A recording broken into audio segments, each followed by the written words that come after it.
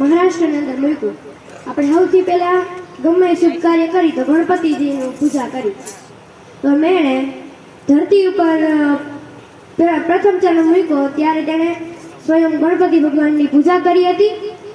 એટલે તેનાથી પ્રસન્ન થઈ ગણપતિએ તે સ્વયંભૂ રૂપ લઈ કે પ્રગટ થયા હતા. ત્યારબાદ ભૃગુકટ તરફ ગુજરાત તરફ તેને પ્રસ્થાન કર્યું. ત્યાં બલિરાજાનો યજ્ઞ હાલતો હતો. બલિરાજા એ રાક્ષસોના રાજા હતા. તે ભગવાને તેનો યજ્ઞ ભંગ કરવા માટે અવતાર લીધો હતો. ત્યારબાદ તેણે ભૃગુકટ તરફ પ્રસ્થાન કર્યું. તેણે બલિરાજા માટે 3 પગલા જમીન માંગી. તે બલિરાજાએ તૈયાર થઈ ગઈ કે 3 પગલામાં તો શું હોય.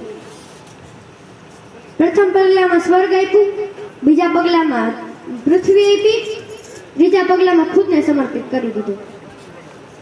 કારણ કે ભગવાને સૌથી મોટું વિકરાળ રૂપ ધારણ કર્યું હતું. સમયના આધીન બહુ કંઈ નથી તો મારી વાણીને અહીંથી વિરામ આપું. જય ભારત.